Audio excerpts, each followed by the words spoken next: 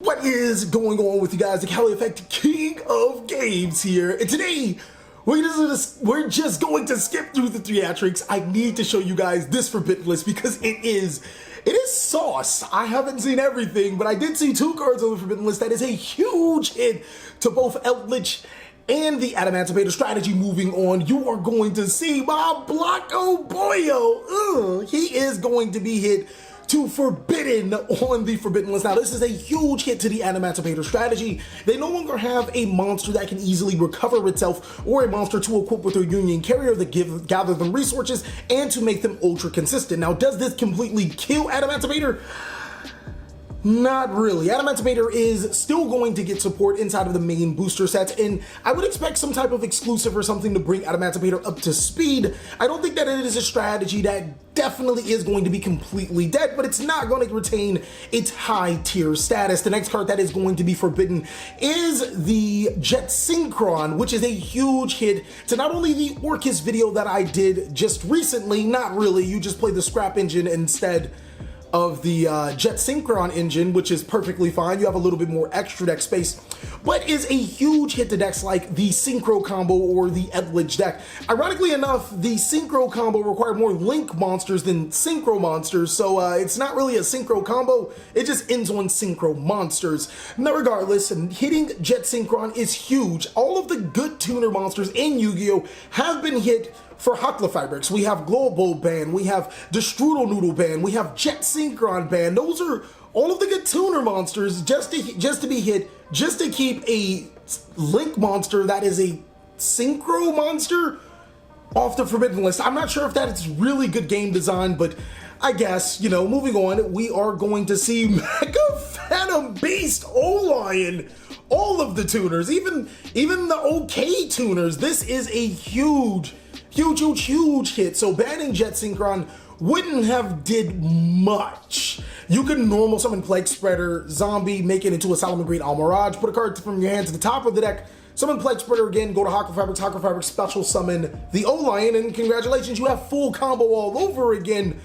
But Mecha Phantom Beast O-Lion being banned, outright banned, huge hit through the entire Hakla Fibers combo, and it makes sense. Konami doesn't want generic cards or cards to be generic. They want you to play specific cards with specific decks. For example, Jet Synchron should be played in Synchron decks. Mecha Phantom Beast O-Lion should be played in Mecha Phantom Beast decks. Wherever those decks exist, you know, they should be playing in those decks. So banning those cards was almost expected sooner than later. I don't think players would have expected it to happen now, though, with no tournaments or whatever. But I really think that the remote duel was just used as a live duel. But did my dinos get hit? That is the biggest question right now. Moving further down the forbidden list, it doesn't seem like anything else is going to be here. Justifiably so, they just addressed the Eldritch Synchro and the Block Dragon. But yeah, I don't think that was necessarily bad. Moving on to the limited, what do we got for limited? Ooh, Double Iris Magician. That is really good for Pendulum players. Double Iris Magician, upon its destruction, allows you to get a Time Pendulum Graph or a Space Pendulum Graph, if I can remember correctly. That actually might shift the Pendulum back to Pendulum Magicians as a strategy. Now, keep in mind, we still have Skull Crobat Joker limited, don't we? If we still have Skull Crobat Joker limited, it doesn't really help, especially seeing that it's at 1. I think that, wait, Skull Crobat Joker isn't here. Interesting. Skull Crobat Joker, oh, it's a Pendulum, duh. I'm like, Skull Crobat Joker is not here. I'm just being dumb. Wait, wouldn't it be? Okay, we'll find out. If it's off the list, we'll find out. But anyways, Double Iris Magician 2/1, I don't think does enough for the deck. It needs to be at 3 to make the Pendulum Magician deck thrive. But Skull Crobat Joker at 3 would also help the deck tremendously. Is there a Double Iris on, or a Skull Crobat on here? Next is a Phantom Knight Rusty Bardish. Now that is almost expected. I mean, at least everybody else expected it, for the exception of me, because I'm a bot. But the Phantom of Rage set does come out, is the next upcoming set. And I'm not saying that Konami makes Forbidden List to, promote product. I don't subscribe to that, but I do think that Konami will address certain cards that will help certain strategies. Not necessarily force you to buy it, but if the strategy is coming out and it's no longer problematic on the Forbidden List, then take it off the Forbidden List. Rusty Bardish was a generic card for the Orcus strategy, but with Orcus Harp Horror Band, and the Orcus strategy was splashed and everything, but with Orcus Harp Horror Band, Phantom Knight's Rusty Bardish could come off the list. Like, it's not as generic as players would think.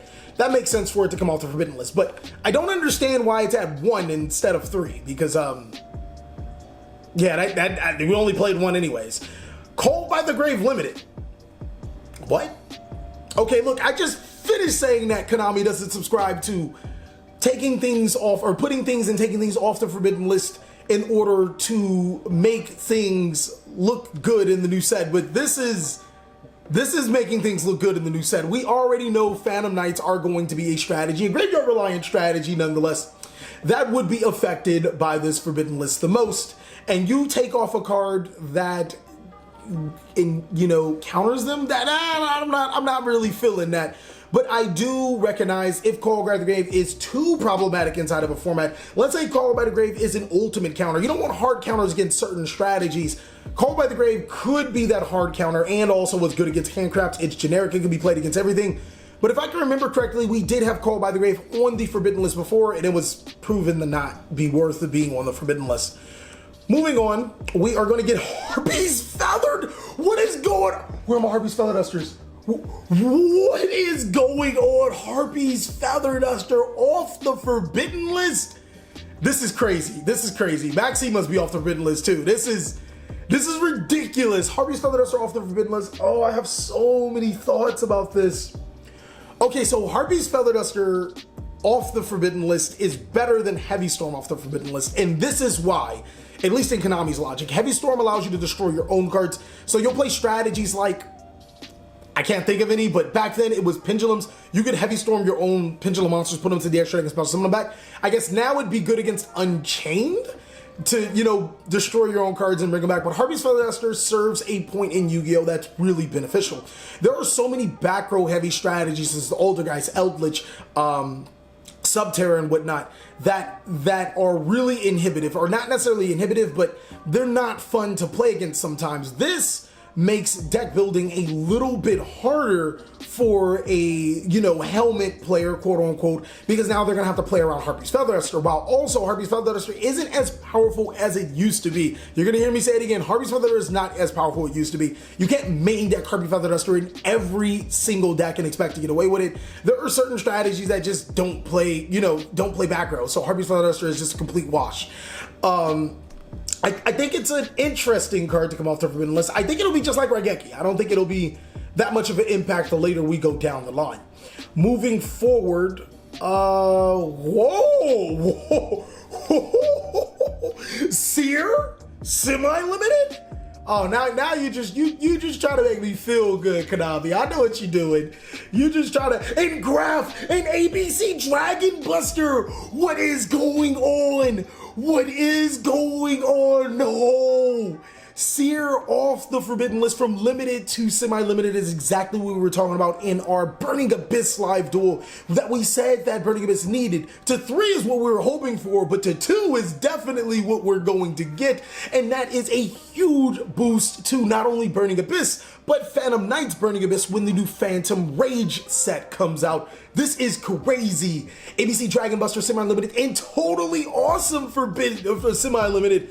This actually isn't much of a thing. I don't think it's going to make the decks that much more competitive. Just a few footnotes. First of all, ABC should have never been limited in the first place. Like, this was just Master Rule hype. They were like, oh, ABC's going to... No, it's not going to dominate. It's a good deck. But ABC Dragon Buster did not need to be limited. And even at semi-limited, that's kind of like, what are you doing? Like, you can... Having it semi-limited is the exact same thing as having it unlimited. It doesn't really mean anything. Totally awesome semi-limited. This is another one of those cards that should be at 3 as well. It was hit because of the new Master Rules, and again, it's just one of those cards that never needed to be hidden. Let's see what we got for unlimited. Oh, that's how we're playing Yu-Gi-Oh!